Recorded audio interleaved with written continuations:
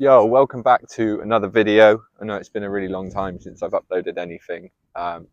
Things got really busy over the summer, and yeah, it's hard to find the time sometimes. But hopefully this year I'm going to be updating people a lot more, sort of keeping up with what I've been selling, how things are going. Today I'm going to talk about a couple of the issues that I had last year and some of the big lessons that I learned. So number one for me was just timing, just getting, the importance of getting things sown on time and getting things in the ground on time. So my really big learning curve on that last year was in the polytunnel that you can see behind me. I grow salad in there in the winter, and tomatoes and cucumbers also, and a couple of chilies and things through the summer. This year, we had quite a crafty summer, to be honest. There wasn't a lot of heat. It wasn't a great summer for sort of those more Mediterranean type crops that we're growing in the polytunnel. So I was trying to sort of play catch up and get as much harvest as I could from the tomatoes.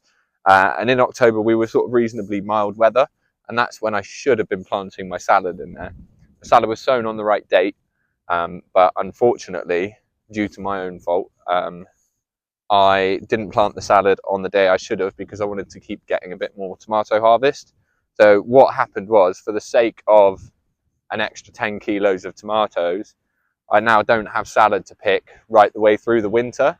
So at the time, what seemed like a really good idea, just to get a few extra tomatoes to bottle some and save some for myself, has now cost me a lot in the long run, meaning that I'm not picking salad. I haven't been picking any salad since this. I've been picking some for myself, but since December, I haven't been selling any salad, and I probably won't have enough to sell until the end of February, maybe. I'll take you in there in a minute and you can see how it looks, so decide for yourself. But yeah, that's a really big learning curve, and it's definitely cost me. Yeah, I'm sure some other things will come to mind as I take you around, so let's go for it. Yo, so I'm here in the polytunnel. As you can see, things are quite far behind where I would kind of like them to be at this stage. The lettuce is actually growing really well. So this is Grenoble Red, this variety here, and that's Brighton Winter Greenhouse there.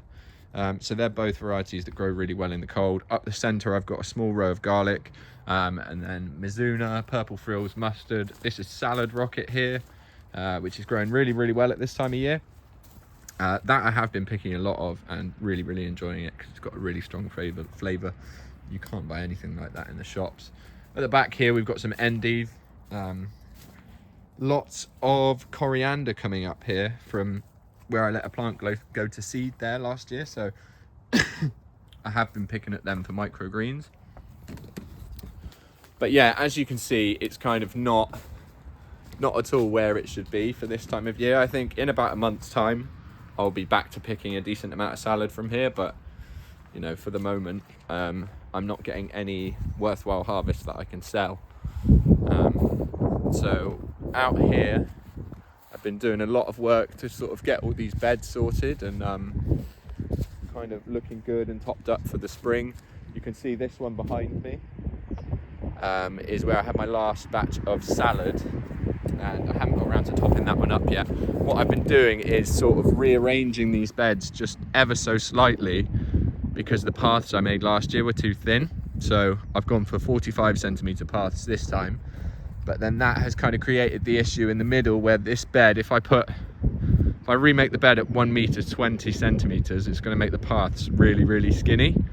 And I'm not quite sure what to do, whether I take the hit on the paths and just have an awkward bed where I plant something that's not going to get too big, or do I remake the bed about a metre's width. I did think, because I need to grow a lot more currant bushes, that what I might do is actually use this central row as a sort of nursery bed and put lots of currant cuttings in there. And I've got some other trees that we're looking to grow, because we're looking to sort of create an agroforestry system in that pasture you can see there, which is really exciting. And I'll take you down to talk about that in a minute. As you can see behind me, we have garlic, and then here we've got even more garlic,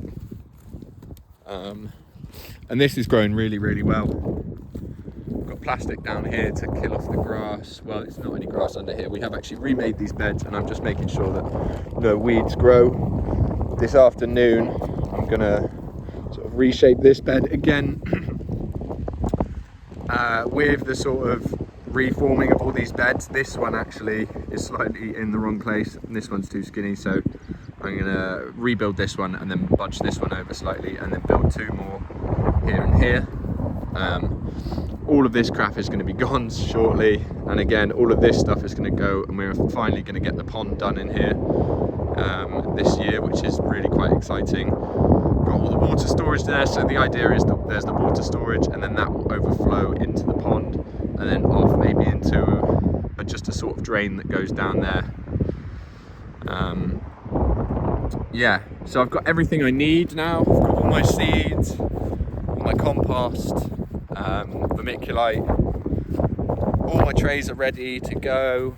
I do need to do a little bit more tidying up, just build those last 2 beds, and then I'm kind of ready to roll for the season, which is really exciting. This year I'm really going to focus on just growing salad as a commercial crop, and obviously the tomatoes and cucumbers that I put in the polytunnel.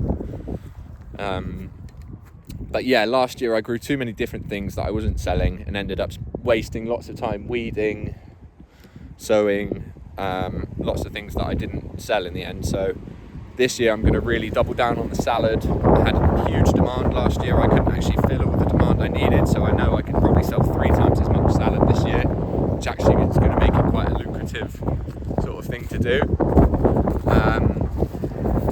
Yeah, so I'm really excited about that. I've got customers that are really excited to get some more fresh salad in, and yeah, I can't wait to start selling again, to be honest. Just a bit more of a distant view there, and then I'm just going to hop over the fence here. Again, we're going to try and really tidy this place up this year and make it sort of as beautiful as we can. I'm sort of going to speak to a garden designer and get some of their influence on what they'd like to do in this field, which is sort of 3 acres of pasture. We planted this hedgerow here, so this is a hazel hedgerow that we can use for biomass, coppicing, all sorts of things. It's really useful, hazel, and we will even get nuts from them. This is the first year they've actually had a decent amount of catkins on them, so that's really exciting. But on this pasture we're actually going to be establishing agroforestry lanes. Still in discussions with my dad about which way they're going to go. I think north-south, which is, you know, directly this way, but my dad is thinking this way. Who knows? I think north-south is the best idea. I think what he's worried about is it being difficult for someone to get in here and cut hay, because that's primarily what they use this pasture for.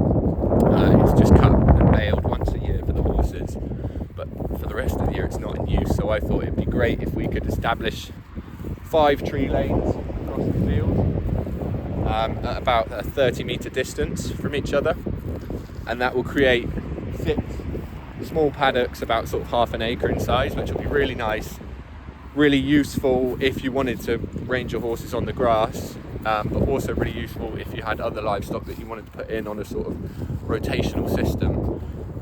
And we can even double those tree lanes up as well, so at one point we could come in and add another 5 tree lanes and create 12 little paddocks of, you know, 1/4 of an acre size, which would be really useful. In the tree lanes we're looking at going at a kind of a syntropic sort of angle of it. So we're going to have the sort of larger emergent trees being big nut trees, so walnuts, sweet chestnuts, we're looking at pecans as well. Anything that we can grow here, maybe even some oaks in there. And then the sort of lower story trees are going to be things like hazel and apple trees, and different sort of fruit trees. And then we're going to be putting in lots of nitrogen fixing shrubs like Siberian pea. God, I can't think now. Siberian pea, sea buckthorn. I've got a big list of loads of different things. I went and did a really amazing course with Martin Crawford over the summer. We learned all about agroforestry. sort of designing a food forest. It wasn't actually the course on agroforestry that he does, and I think it'd be really interesting to go back and do that and sort of find out from him the best way to do it. But I've done a lot of reading of people like Richard Perkins and that kind of thing, so I have quite a good idea of what I want to do, and how the system is sort of going to work together, and harvests we're going to get in the earlier years, harvests we'll get in the later years. So that's all really, really exciting. Just coming up here on this bank,